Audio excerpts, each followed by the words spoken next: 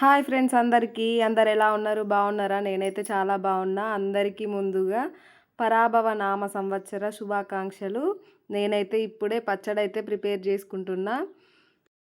పిల్లలైతే ఇంట్లో లేరు, అమ్మ వాళ్ళ ఇంటికైతే వెళ్ళిర్రు. మా ఆయన కూడా బయటకైతే వెళ్ళిండు. నేను ఒక్కదాన్నే ఉన్నా ఇప్పుడు ఇంట్లో అయితే. ఒక్కదాన్నే పచ్చడైతే చేసుకుంటున్నా.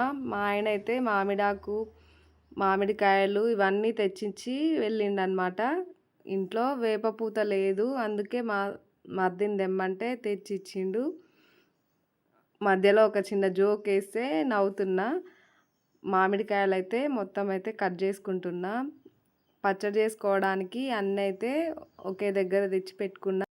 ఎంతైనా పండగ పూట ఇంట్లో ఒక్కరుంటే ఏం చేయాలన్నా అస్సలు చేయబుద్ధి కాదు కదా. ఇంట్లోనే మేమైతే మా ఆయన తాళ్ళెక్తాడు కదా, ఇంట్లోనే ఉండే కుండ కళ్ళు కని తెచ్చిండనమాట. నేనైతే బయటికి వెళ్ళి కొనుక్కరావడం ఎందుకు, కొత్త కుండనే కదా అని చెప్పి ఆ కుండనైతే కడిగి బొట్లు పెట్టి కుండకి కంకణం అయితే డైరెక్ట్ కుండలో అయితే అన్నీ కలుపుకోవడం రావు కదా, అందుకే ఇంట్లో అయితే ఒక కొత్త గిన్నె ఉండే ఆ గిన్నెలోనే పచ్చడి అయితే చేసుకుంటున్నా. ఫస్ట్ అయితే చింతపండు రసం, బెల్లాన్ని కొంచెం తురిమి పెట్టుకున్నా. ఆ బెల్లం తురుము కూడా వేసుకున్నా. మా ఆయన తెచ్చిచ్చిండు కదా మామిడికాయ, పైన తొక్కు తీసి మొత్తం ముక్కలుగా కట్ చేసిన. కానీ ఉగాది పచ్చళ్ళలోకి ఒక్క ఐటెం అయితే మిస్ అయింది. నాకు అస్సలు గుర్తు రాలేదు అది వేయాలని చెప్పి. ఇంట్లో మిరియాల పొడి లేకపోతే కొంచెం కారం అయితే వేసుకున్నా, ఉప్పు ఇవన్నీ వేసి పచ్చడి అయితే పర్ఫెక్ట్గా బాగానే వచ్చింది. కానీ ఇందులో అయితే ఒక్క ఐటెం అయితే మిస్ అయిందని చెప్పిన కదా, అది ఏంటో కాదు, కొబ్బరి తురుము. ఎందుకో అస్సలు గుర్తు రాలేదు నాకైతే. కొబ్బరికాయ కొట్టినా కానీ కొబ్బరి తురుము వేయాలన్న విషయమే అస్సలు గుర్తు రాలేదు.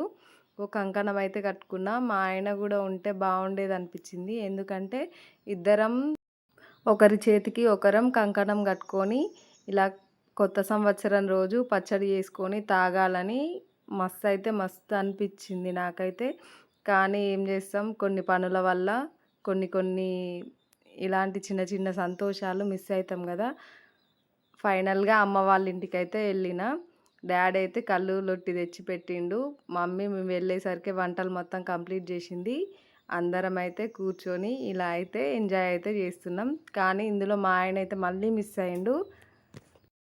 ఏం చేస్తాం, ఆయనకి కొంచెం బిజీ వర్కులు ఉంటాయి కదా, అందుకే రాలేకపోయిండు. ఫైనల్గా మేమైతే మస్తు ఎంజాయ్ చేసినాం. ఈవినింగ్ అయితే ఇంటికి వచ్చేసి నెక్స్ట్ డే అయితే పూర్ణం బూరెలు, భక్షాలు అయితే చేసిన. టేస్ట్ అయితే చాలా బాగున్నాయి. మా సైడ్ అయితే వీటిని భక్షాలు అని అంటాం. మరి మీ సైడ్ ఏమంటారో కామెంట్ బాక్స్లో కామెంట్ చేయండి. వీడియో నచ్చితే లైక్ చేసి మన ఛానల్ని అయితే సబ్స్క్రైబ్ చేసుకొని మీ సపోర్ట్ అయితే అందించండి. బాయ్.